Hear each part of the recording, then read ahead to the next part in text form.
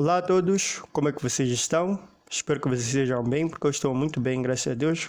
Vamos continuar com a nossa playlist. Se você não assistiu o primeiro vídeo, recomendo que você volte e assista desde o primeiro. Entra aí no canal e acessa a playlist, assista desde o primeiro vídeo. Para você que me acompanha desde o início, vamos continuar. Hoje nós vamos falar de proposição composta e conetivos. Outro detalhe, nós vimos que uma proposição é uma oração declarativa que nós temos a possibilidade de classificar em verdadeiro ou falso. Então, basicamente é isso. Você tem que guardar esse conceito. Nós vamos usar aqui nas proposições compostas também, certo? A partir de proposições dadas, podemos construir novas proposições, mediante o emprego de dois símbolos lógicos chamados conetivos. O conetivo e, lê-se e, ok? Outro detalhe, nós vamos começar a chamar esses conetivos de forma como a gente lê eles, certo? Então, o conetivo e se lê e. Nós vamos perceber aqui com exemplos como nós podemos aplicar. Depois temos o conetivo ou, que se lê ou também, certo? Então, são esses dois conetivos. Nós podemos ver que é semelhante à letra V, virada para baixo. Temos aqui a letra V virada para cima. Então, o V virado para baixo é E, o V virado para cima é OU, ok? Nós usamos eles, né, como nossos conetivos, são os símbolos que representam os nossos conetivos. E a partir desses conetivos, empregando esses conetivos, nós construímos novas proposições. Chamamos elas de proposições compostas. Vocês vão conseguir entender aqui com mais exemplos, certo? Então, vamos começar falando do conectivo e. Colocando o conectivo e entre duas proposições, P e Q, obtemos uma nova proposição, P e Q, denominada conjunção das sentenças P e Q. Certo? Eu voltei aqui. Quando a gente vê o P e o nosso V virado para baixo, que é o nosso conectivo e, nós vamos ler P e Q, né? E nós denominamos conjunção das sentenças P e Q. Por quê? O P e Q são proposições, mas quando a gente leva a proposição P e a proposição Q e nós empregamos, né, colocamos aqui dessa forma, escrevemos desse jeito, colocando o nosso conectivo no meio das proposições, nós criamos ou construímos uma nova proposição P e Q, e nós denominamos conjunção das sentenças, certo?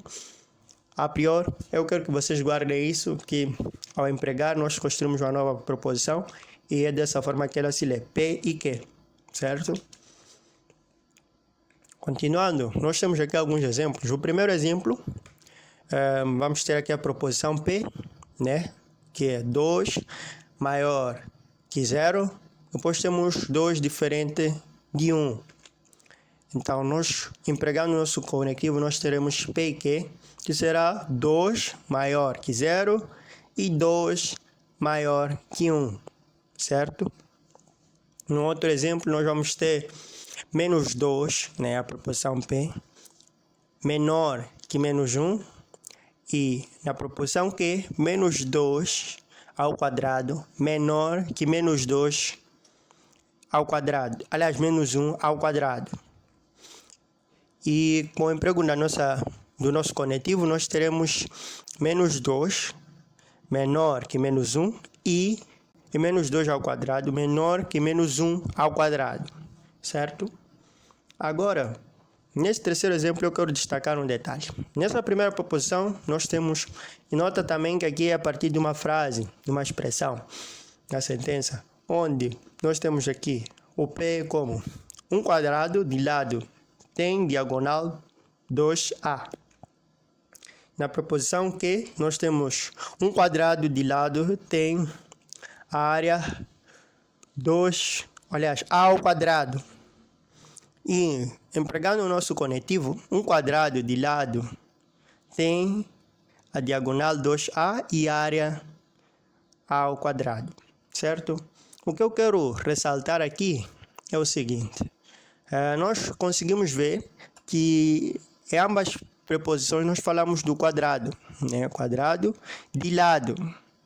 Nós temos aqui o predicado, né? Onde nós temos o verbo ter, tem a diagonal 2A e depois tem a área ao quadrado. Então, o que a gente faz? Ao fazer a leitura aqui na nossa preposição, a nossa proposição composta que a gente acaba de criar, empregado no nosso conectivo, nós vamos ler, vamos manter o predicado, aliás, o sujeito, e depois nós vamos usar o nosso E para o predicado, nesse caso. Nós vamos colocar o predicado, porque nós vemos que ambos são quadrado de lado.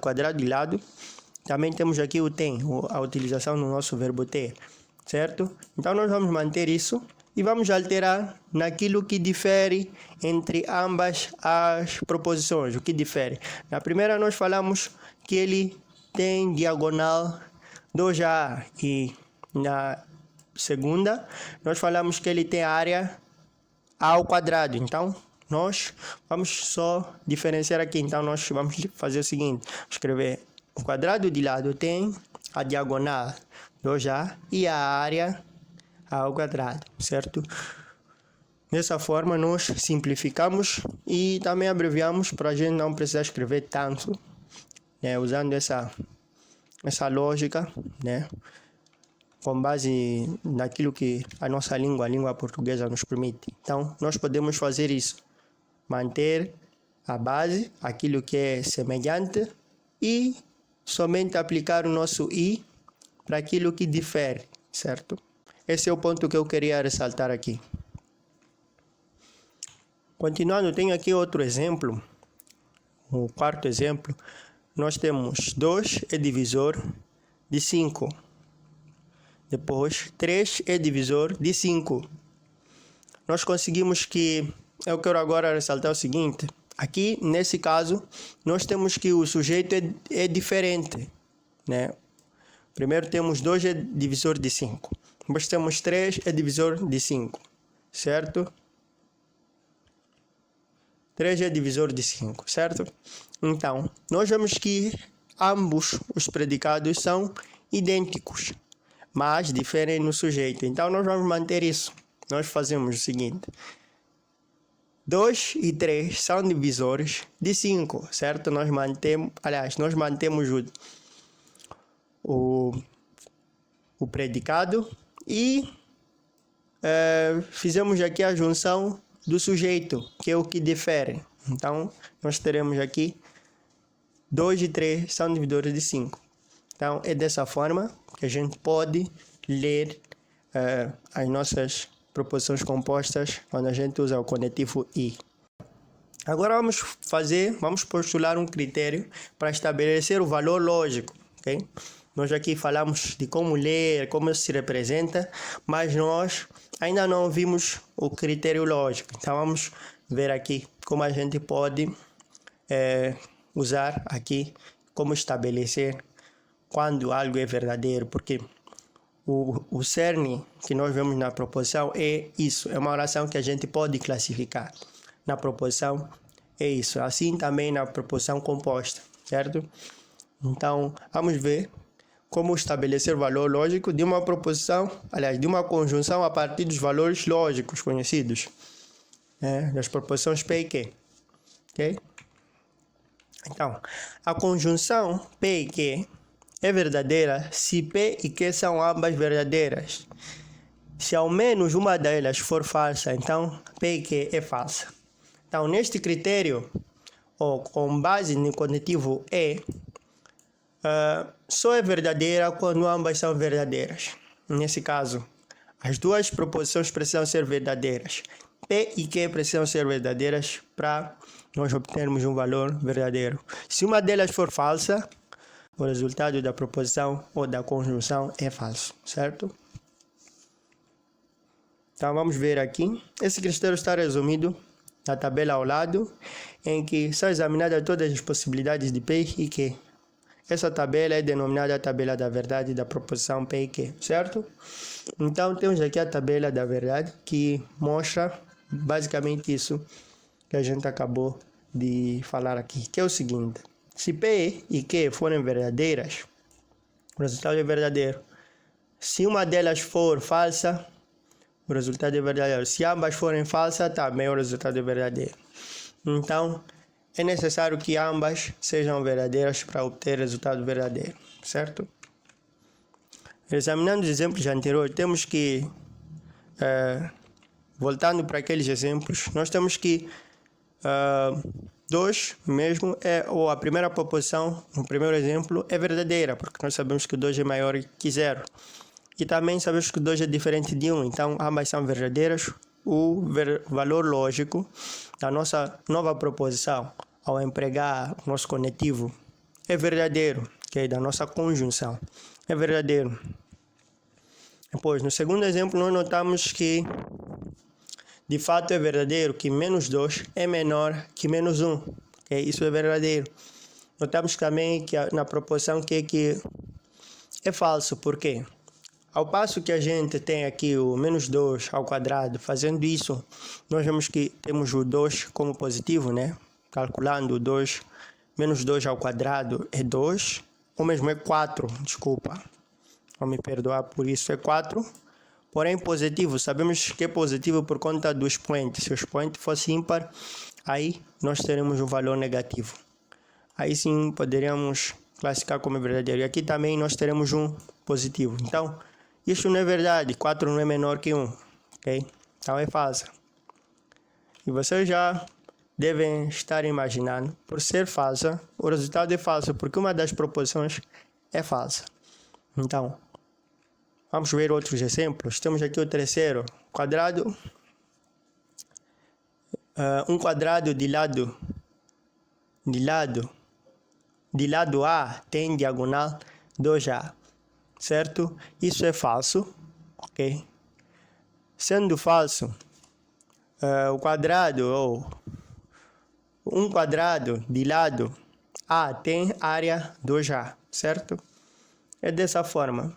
Então, nós conseguimos ver aqui que por ambas, por exemplo, nós sabemos que um quadrado não tem diagonal 2A, certo? Um quadrado de lado A, nesse caso, vamos lá. Temos aqui um quadrado. Temos aqui o quadrado e temos o seguinte, que esse quadrado tem lado A. Tendo lado A, ele está dizendo que a diagonal é 2A. Isso não é verdade em nenhum momento, ok? Não é verdade isso. Então é esse detalhe. Vamos desculpar que antes eu não frisei muito assim essa parte do A, mas é exatamente isso. Nós conseguimos ver que aí sim a área do quadrado é lado ao quadrado, certo? A área de um quadrado. Isso é verdadeiro, ok? Então espero que vocês tenham entendido. E como consequência da primeira proposição ser falsa, o resultado da nossa conjunção é falso. E da nossa proposição, da nossa nova proposição, que a gente emprega o nosso conectivo, certo? É falsa. Depois nós vamos ter aqui o quarto exemplo. Notamos que 2 não é divisor de 5. Notamos que também 3 não é divisor de 5, ok? Porque nós não temos como dividir o 2 pelo 5. Também não temos como dividir o 3 pelo 5, certo? Então, tudo é falso. Agora vamos falar do conectivo OU. Colocando o conectivo OU entre duas proposições P e Q, obtemos uma nova proposição. P ou Q, denominada disjunção das sentenças P e Q, certo? Então, utilizando este novo conectivo, nós vamos estar construindo uma nova proposição e nós chamamos essa proposição de disjunção das sentenças P e Q, ok? Vamos lá ver aqui com mais detalhes. Temos aqui um exemplo. O primeiro, temos essa proposição que temos 5 maior que 0, ok? Depois nós vamos ter 5 maior que 1. A nova proposição empregando o nosso conectivo, ou nós teremos 5 maior que 0 ou 5 maior que 1, ok? Vamos lá para outro exemplo. Nós vamos ter aqui a primeira posição, 3 é igual a 3, certo? P, aliás, na proposição Q nós temos 3 é menor que 3, ok? Nós vamos que isso não é verdade, ok? Então, ao usar o nosso E esse é outro detalhe, ao usar o nosso, outro detalhe que eu quero deixar claro aqui, é o nosso conectivo OU, nós vamos ter 3 é menor ou igual a 3, ok? Nós vamos usar esse sinal aqui que vai resumir tudo, ok? Resume aqui a nossa expressão, certo? Ao ler, certo? E nós não precisamos escrever dessa forma. Notam que antes aqui tinha ou, ok? Não precisa. Temos esse símbolo que já faz esse trabalho para nós, certo? Nós temos em causa 3, sempre estamos trabalhando com 3. Vocês vão ver, interessante que na programação nós usamos esse conceito também. Mas nós vemos que é 3 que a gente está a trabalhar. Então, existe um símbolo que correlaciona o igual e o maior. Então, o maior ou igual que, ok? Menor ou igual que. Esse símbolo também nos ajuda a trabalhar com a nossa disjunção, com o nosso conectivo. Então, 3 é menor ou igual a. Então, nós vamos pegar a diferença. Notaram que, outro detalhe, vocês podem notar que temos semelhança. 3. A diferença é o quê?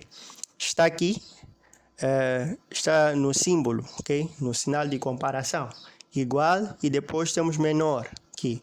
Então, é só fazer a conexão dos sinais, ok? E manter aquilo que é idêntico, certo? Dessa forma. Continuando, temos outro exemplo, né? 10 é um número primo. 10 é um número composto. Então, nós vamos ter PQ. 10 é um número primo ou um número composto. Vocês notaram, nós mantemos também o 10, ok? Aqui nessa análise, ao ler, nós vamos manter o 10 e vamos trabalhar com aquilo que é diferente em ambos. Número composto, número primo. Simples assim. Até poderíamos colocar 10 é um número primo ou composto, certo? Vocês já estão vendo aí o cerne. Então é basicamente isso. Vamos lá. Temos aqui outro detalhe, aliás, outro exemplo. Nós temos a proporção P, 3 elevado a 4 é menor que 2 elevado a 6. Ok? E a proporção Q, 2 elevado a 2 é menor que menos 3 elevado a 5. Certo?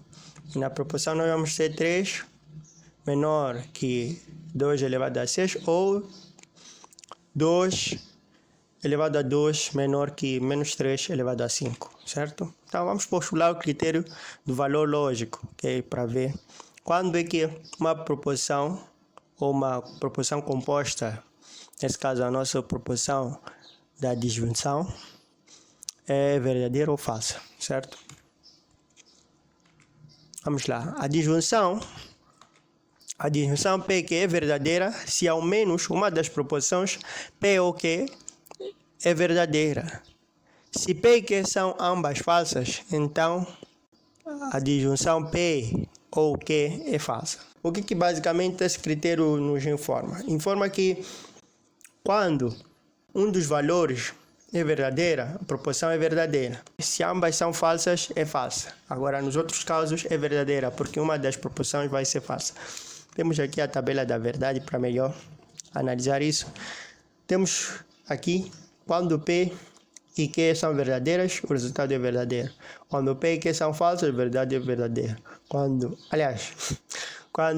P é verdadeiro e Q é falso, o resultado é verdadeiro. Quando P é falso e Q é verdadeiro. Mas quando P e Q são falsas, o resultado é falso. Então, na disjunção, ou mesmo no nosso conectivo OU, só é falso quando ambas as proposições P e Q são falsas, ok? Então, dessa forma. Vamos rever os exemplos, ok? O primeiro exemplo, nós temos que é verdadeiro que 5 é maior que 0. Também vemos que 5 é maior que 1, isso é verdade. Agora, na nossa proporção, nós teremos como verdade, porque ambas as proporções são verdadeiras, ok? Proporção da disjunção que a gente vai criar é verdadeira, certo? Temos aqui o segundo exemplo. É verdade que o 3 é igual a 3 e é falso que o 3 é menor que 3, ok? Isso não é verdade, ok? Então, isso é a nossa disjunção ou nossa proposição P ou Q vai ser verdadeira. Nossa proposição vai ser verdadeira, certo? Por quê? Porque um dos valores é verdadeiro. É um dos critérios da nossa disjunção, certo? No terceiro exemplo, 10 é um número primo, isso é falso. 10 é um número composto, isso é verdadeiro, ok? Nós conseguimos ver que isso vai ser verdade, porque uma das proposições é verdadeira, certo? No quarto exemplo, nós temos 3 elevado a 4 é maior, aliás, é menor que 3 elevado a 6. Isso é falso, nós vemos que o 3 é maior. Também é falso que 2 ao quadrado seja menor que menos 3 elevado a 5. Por quê? Porque nós vemos que o expoente é ímpar. Sendo ímpar, aqui o resultado vai ser negativo. Então, sendo negativo, é menor, certo? Deixa aqui remover a tinta. Então, dessa forma, por ambas as proposições serem falsas, a nossa disjunção é falsa também. Agora vamos resolver um exercício para sedimentar o que a gente já entendeu. Vamos lá, a pergunta diz o seguinte: classifique em verdadeira ou falsa cada uma das seguintes proposições compostas. A linha A diz o seguinte: 3 é maior que 1 e 4 é maior que 2, certo? Nós temos aqui o emprego do nosso conectivo E, que é o V virado para baixo. Sendo o nosso E, nós vemos que ambas as proposições são verdadeiras, ok? 3 é maior que 1, sim.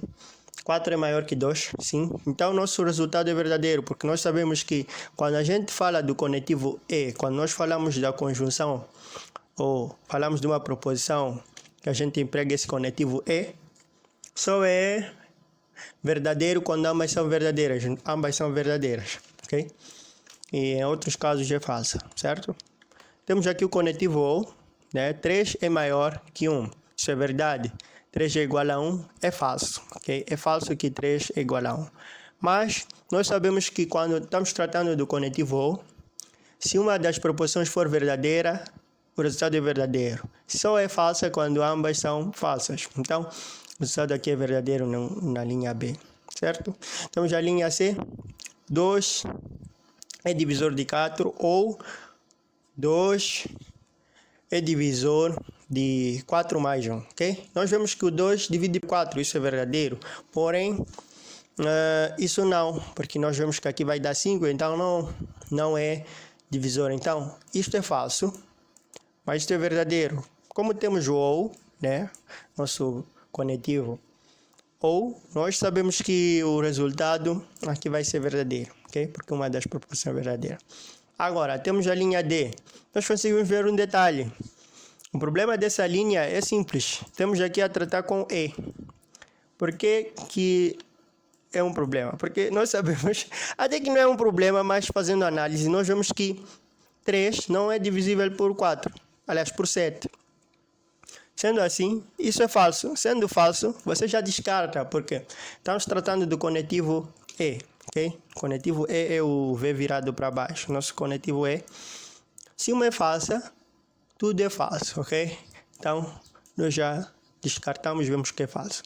A linha D é falsa. Temos a linha E. Nós temos que 1 sobre 2 é menor que 3 sobre 4. Isso é verdadeiro. Ok? Temos o OU. Então, nós vemos que já é verdade. Ok? É só um detalhe para você já ir eliminando aí as respostas com mais facilidade, certo? Nós temos depois o menos 1 elevado a 6 é igual a menos 1. Isso não é verdade, porque ao elevar a 6 é um número par, nós vamos ter um resultado positivo. Logo, o menos 1 é negativo. Isso não é igual, sendo isso falso, ok? Sendo falso, nós estamos tratando com o nosso conectivo E, ok? O nosso V virado para baixo. Então, é falsa, ok? Não se preocupa. Depois temos este detalhe aqui. Nós vemos que ele diz raiz de 16 é igual a 6. Isso é falso. Okay? O máximo divisor comum de 4 e 7 é 2. Não é possível porque o 2 não divide pelo 7. Sendo assim, é falso. Ok? Então, dessa forma, vocês podem já repassar aí no vosso caderno, uma coisa assim. E é isso. Muito obrigado. Espero que você tenha gostado. Se você gostou, deixa aquele like. Se inscreva no canal. E é isso. Até o próximo vídeo.